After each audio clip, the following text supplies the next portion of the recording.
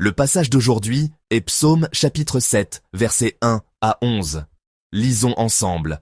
Complainte de David. Chantez à l'Éternel, au sujet de Cush, Benjamite. Éternel, mon Dieu. Je cherche en toi mon refuge. Sauve-moi de tous mes persécuteurs et délivre-moi, afin qu'ils ne me déchirent pas, comme un lion qui dévore sans que personne vienne au secours. Éternel, mon Dieu. Si j'ai fait cela, s'il y a de l'iniquité dans mes mains, si j'ai rendu le mal à celui qui était paisible envers moi, si j'ai dépouillé celui qui m'opprimait sans cause, que l'ennemi me poursuive et m'atteigne, qu'il foule à terre ma vie, et qu'il couche ma gloire dans la poussière. Pause. Lève-toi, ô Éternel. Dans ta colère, lève-toi contre la fureur de mes adversaires, réveille-toi pour me secourir, ordonne un jugement, que l'assemblée des peuples t'environne, monte au-dessus d'elle vers les lieux élevés. L'Éternel juge les peuples, rends-moi justice, ô Éternel, selon mon droit et selon mon innocence. Mets un terme à la malice des méchants et affermis le juste, toi qui sondes les cœurs et les reins, Dieu juste. Mon bouclier est en Dieu, qui sauve ceux dont le cœur est droit. Amen. Le psaume 7 que nous avons lu ensemble aujourd'hui porte l'inscription suivante. Chigayon de David, qu'il chanta à l'Éternel au sujet des paroles de Cush, le Benjamite. L'expression chigayon n'est utilisée qu'ici dans toute la Bible, et le personnage de Cush, le Benjamite, n'est décrit nulle part ailleurs, que ce soit dans les livres de Samuel qui traitent principalement de la vie de David ou dans le reste des Écritures. Il est donc malheureusement presque impossible de savoir précisément à quel moment de la vie de David ce psaume a été écrit, c'est-à-dire d'en connaître parfaitement le contexte. Bien que nous ne puissions connaître clairement la situation décrite dans le psaume 7, en lisant le poème attentivement, nous pouvons discerner clairement le cœur de David. Bien que les paroles exactes de cet homme nommé Cush ne soient pas rapportées, David, après les avoir entendues, ressent une profonde injustice et une grande frustration, comme si un lourd fardeau s'était abattu sur son cœur. Ces paroles provoquent en lui une angoisse telle qu'il ne peut ni manger correctement, ni dormir paisiblement.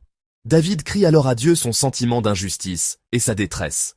C'est pourquoi ce psaume est classé comme un psaume de lamentation, une prière pour implorer de l'aide face à une injustice.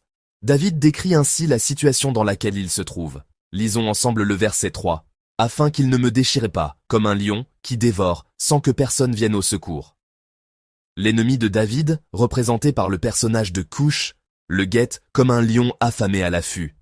Tout comme un lion bondit pour achever sa proie d'un seul coup, l'ennemi le regarde, prêt à le déchirer et à le mettre en pièces. Il guette la moindre occasion, le menaçant de ses paroles pour chercher à lui ôter la vie.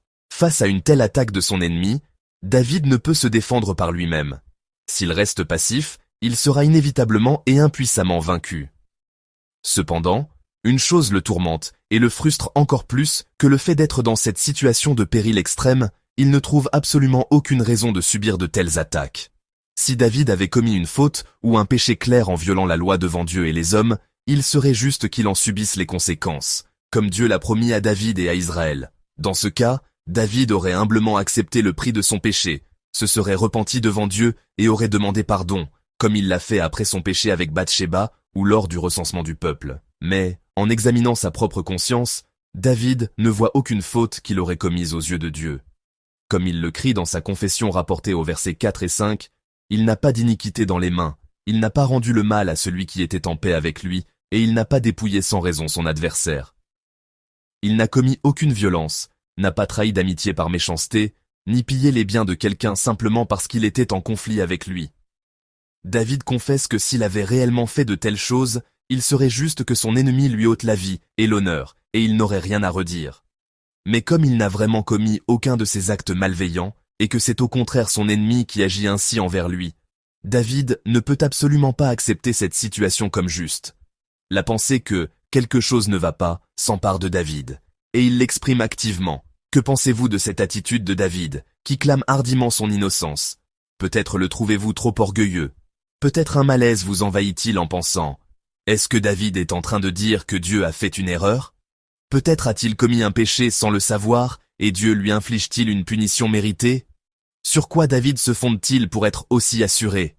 Pourtant, nous devons remarquer que David cherche Dieu en ce moment. La personne qui lui est hostile et cherche à lui nuire est clairement Cush. Le problème de David semble être de savoir comment se comporter avec Cush, ou comment riposter à l'attaque virulente de cet ennemi. Il semblerait logique et approprié de réfléchir à la manière de minimiser les risques et de transformer cette crise en une opportunité de rebondir. Que ce soit par la négociation ou le combat, il semblerait naturel de vouloir résoudre le problème directement avec Cush, la partie concernée. Mais en cet instant, le regard, le cœur et les paroles de David ne sont pas tournés vers son ennemi, Cush, la source de son problème. En réalité, Cush n'est même pas dans son champ de vision. Au lieu de cela, David se débat avec Dieu. Il pose des questions à Dieu, il le supplie. Autrement dit, David demande pourquoi Dieu utilise Cush pour lui infliger de telles difficultés. Par conséquent, l'appel de David ne peut être le cri arrogant d'un incroyant.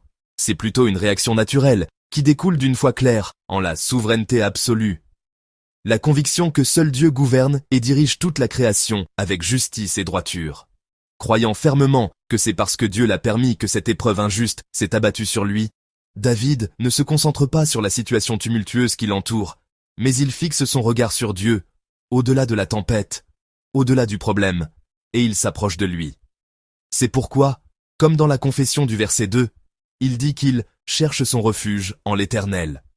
Celui qui l'a livré aux mains de son ennemi pour subir une souffrance imméritée et injuste, et celui qui le délivrera des mains de ses ennemis est le seul et unique Dieu. C'est pourquoi David se tourne exclusivement vers Dieu et s'appuie sur lui. Vous qui êtes venus ici, ainsi que tous ceux qui suivent ce culte en ligne depuis chez eux, je pense que chacun d'entre vous lutte dans sa vie avec des difficultés dont la raison est inconnue et qui semblent insolubles. Il est déjà assez difficile de faire face à chaque journée, mais alors que vous faites de votre mieux pour vivre honnêtement, fidèlement et saintement, de nouvelles difficultés et des attaques soudaines peuvent rendre le fardeau de la vie si lourd que vous êtes sur le point de vous effondrer. Lorsque des difficultés incompréhensibles et insurmontables nous frappent et nous submergent, nous avons tendance à cesser de nous poser des questions. C'est mon destin. Je n'ai pas eu de chance. Je ne sais pas, mais il doit y avoir une raison. En donnant de telles réponses, nous arrêtons rapidement de nous interroger, nous tirons une conclusion hâtive et nous nous concentrons sur la manière de résoudre le problème.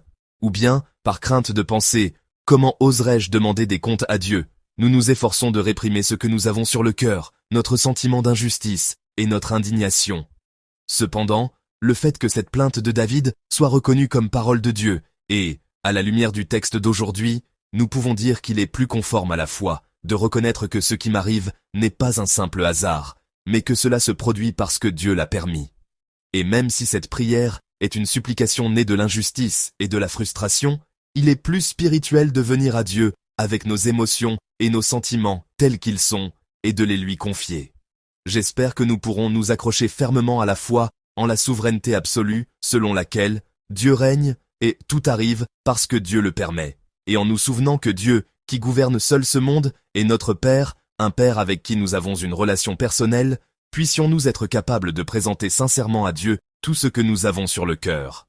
Que ce moment soit une occasion de déverser devant Dieu non seulement notre joie et notre gratitude, mais aussi notre tristesse et notre sentiment d'injustice, tel quel.